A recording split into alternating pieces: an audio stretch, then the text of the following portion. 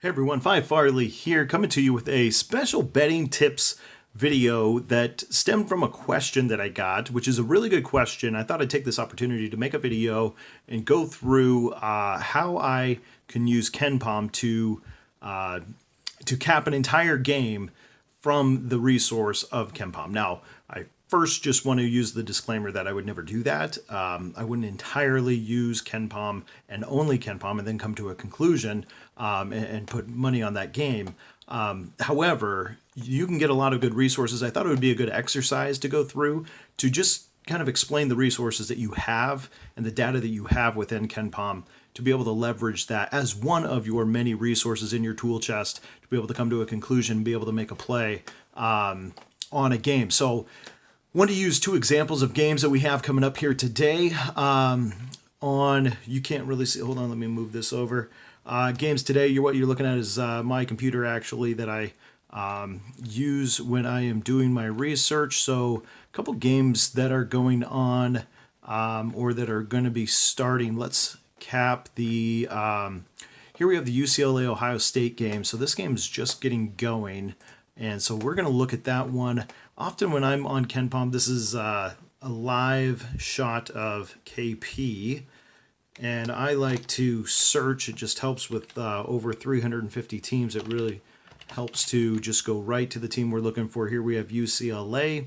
And again, they're hosting Ohio State right next to each other here. We can see that UCLA for adjusted efficiency margin is an 18.96, Ohio State at a 19.58. This game is played in Ohio, however, not in Columbus, Ohio. It's going to be in, let's see, where is it played? It doesn't have it on in there anymore. It was played somewhere else in Ohio. But when taken into home court advantage, when we look at the difference in efficiency margin, we have Ohio State about a half point better than Ohio State or than UCLA. We typically would add about 3 points this year. Normally it'd be more like 4.5.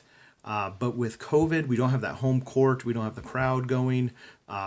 Merely we have a matter of traveling before the game and familiarity with the different, locker rooms and that sort of thing. So it's been about 3 points is what we're looking to, 2.5 even for home court advantage.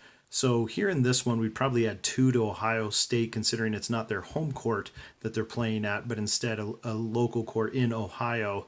I believe it was in Cleveland. So we're getting the half point from Ohio State and then adding another 2. The line should be about 2.5. Now this line opened up at 1 for Ohio State, is moved over to 2 in favor of UCLA. Now that's interesting because of Ohio State on a neutral court should be a half point better. And we should see it at 2.5. They opened the line closer to UCLA and moved it towards UCLA. That's telling me, first reaction, that I would be looking towards the UCLA side. Now, why would that be? Why would they put the line on that other side? There's a lot of factors that go into that. And that's why we don't just stop at Kenpom. That's why we dig in further than Kenpom. We look at injuries. We look at previous opponent, next opponent. We look at style of play. We look at a lot of different factors that go into this matchup in particular. So we don't just stop here, but it is a really good place to start and starts leaning towards answering that question. Why is UCLA favored? That's a really good question. In this case, they should not be. They should be about a 2.5 point underdog. Now, let's continue going across the board on what we have here on Kenpom. So Ohio State, 5-1, adjusted efficiency margin is 19.58. Offensive efficiency is 16th in the country. Defensive efficiency, 34th in the country. Now, I don't really care about the numbers so much. That these drive the overall adjusted efficiency margin. Sorry, I stumbled through that. What I more want to see is how they stack up in general, offensively and defensively. Is their offense better? Is their defense better? Is there, are they a high tempo team with a really bad defense? That's going to cue me to think over. Let's go on to that. So here we have offensive efficiency for Ohio State is 16th. UCLA's is 14th. So pretty darn close to the same. And then you get pretty close to the same when it comes to defense. Ohio State is a smidge better than UCLA. Now, when we look at tempo, right here we have number of possessions in a 40-minute game between these two teams, 68 and 67, really close to the same. Again, I'm more concerned about where they stack up in all of basketball. And that's 318th and 333rd, really down towards the bottom 10% of all, 15% of all of college basketball. So this is going to be a slower tempoed game. Now we do have really good offenses, so that doesn't necessarily point to under, because we have a better offense, we have defense, we factor in tempo as well. It's going to be a slower paced game, but there's going to be scores on those possessions. So it doesn't necessarily mean under without checking other resources. So we do want to factor that in though. Now, if we had a really poor offense, but really good defense and a slow tempo, there are some teams that are like that. That is a classic example of an under, like a Virginia, for example. Over the last few years, Virginia's been really good at having a slow tempo. In fact, if we look, they may not be that way this year compared to others. Let's look them up real quick so we can see. Probably help if I spell them right. There's West Virginia. Virginia, the slowest team, the 57th ranked offense, while a 6th ranked defense. So, and the slowest tempo in the country. That is why they drive the under every single game. And that is why it's really hard to get a Virginia game that has a line total over 130. When you think the average game is at about a 138, 139, and they can't get a game over 130 because that is why they have the number 6th ranked defense in the country, and they run the slowest tempoed pace of any team in the country. So there's a really good example of a team that is a great underplay, especially when they have a matchup that points them towards that. Now let's get back to UCLA and Ohio State here. Going across, the next category here we have is luck. Now this is going to drive, as the season goes on, more data to, are they winning games by a lot? Are they barely winning? Is their record a real factor of how good they are? Sometimes we have an overvalued team, or sometimes we have an undervalued team based on their record. We can look at luck and find out maybe they're a little more, they might be 10-2, but they're really not that good of a team. They should be 500. That's what luck drives you towards. This should drive you, if they're at the top or the bottom, should drive you to their schedule to start digging into why is their record what it is? Are they just skimming by games and getting wins? Meanwhile, they're barely winning. Important to note, especially if they now have a tougher opponent coming up and they've been beating up on slouches here to this point. Speaking of, the next category, and this is where we may get in a little more of why was this UCLA favorite, even though these teams are very similar. UCLA has played the 121st overall strength of schedule. Now, this is the overall. If we slide over, we have offense, defense is of their opponents. Slide over a little bit further and we get the non-conference strength of schedule. So overall, UCLA's non-conference strength of schedule of 4.62, but really, I mean, that's telling us they're 4.62 points better than the average team in all of college basketball, putting them at 110th in the country. Meanwhile, Ohio State, not quite as good a schedule. How much not so? 6.48 points below the average. That's 271st in the country. So this is, again, is going to drive us to the schedule and really put a number behind that idea. How good is their schedule compared to the average schedule? How do we quantify that? That's what I'm trying to get to. How do we quantify a good schedule and not a good schedule? Here's a really good way to do so with all the teams and all their adjusted efficiency margins. So why is UCLA favored by 2? Well, they've played a tougher schedule. They've been a little more tried in these games so far against Ohio, and Ohio State, on the other hand, hasn't really been tested that well. They're both 5-1. They're both really close when it comes to offense and defensive efficiency. But really, UCLA's played a much more difficult schedule. And then as we dig into this a little bit further, there's other things that point to these two teams right now the game is going. So, I don't know the outcome of this one, but if I were to make a play purely on Kenpom, I would be looking towards the UCLA side. And that is because we have a difference from what is predicted by Kenpom move towards UCLA.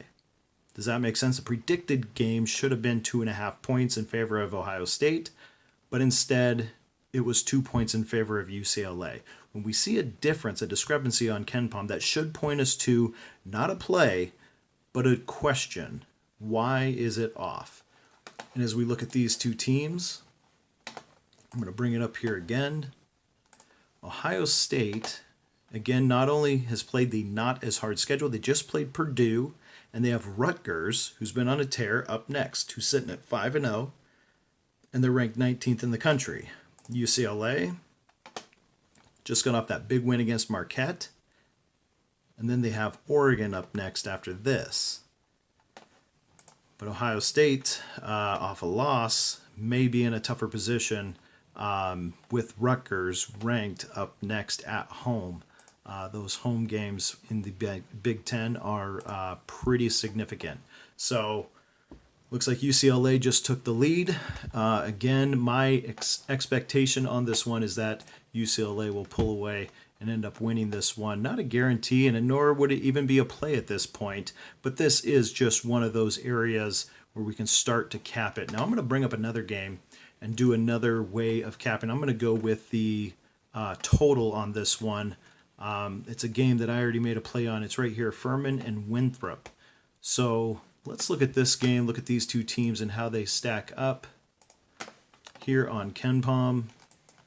First, I'm going to look up, this one's going to be a little bit more difficult as they are not right next to each other. So Winthrop is 4-0. They have a 5.79 efficiency margin.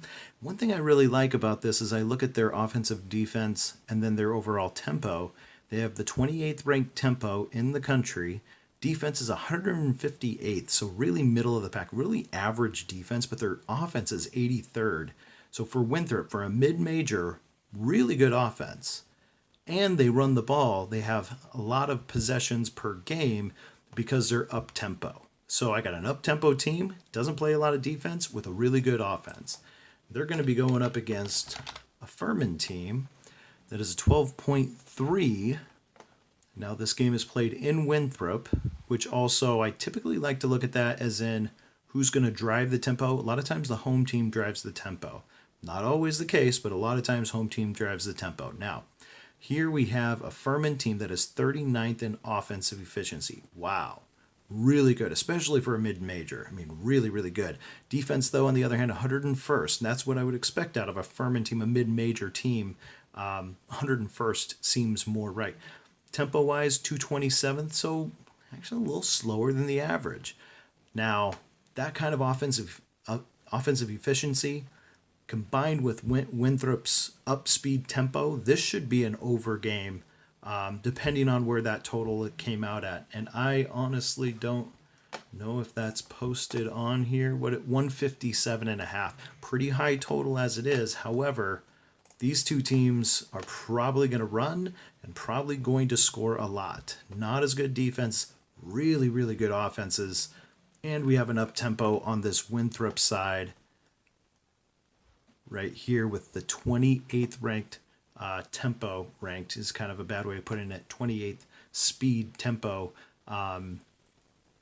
in the country. So between Winthrop and Furman, over would be my play based on the lack of defense and the really, really good offenses we hear. Again, not the end all, not the final way of picking, but a really good way to dig into some questions. Why is the game set at the line that it is? Does it have a chance to go over? And in this case, absolutely it should. Also a game that is still just getting started, so we'll see how both those games go. I just thought it would be good to share with you two different examples of a side and a total on capping 100% through Kenpom. Again, not the way you want to do it every time. You don't want to just cap through Kenpom. However, hopefully this will help you see the different data points that you can collect from Kenpom and how you can use them in your capping. Do I use Kenpom 100%? No. Do I use it on every one of my picks? Yes. Every single time I cap a game, I go to Kenpom and I check out the different data, where they are on offense, where they are on defense, what the expectation is for a tempo, what the expectation is for a spread. Is the spread matched to what Kenpom has, or is it off? If it's off, why? That's the question that I need to answer when I dig into my research on capping the game. So there you go. I hope that helps everybody. Before I go off of here, please don't forget to subscribe, like, and share the video. Also, you can check out my picks every day, patreon.com/Phi Farley, and check out my daily best bets videos that come out each and every day as well. All right, good luck.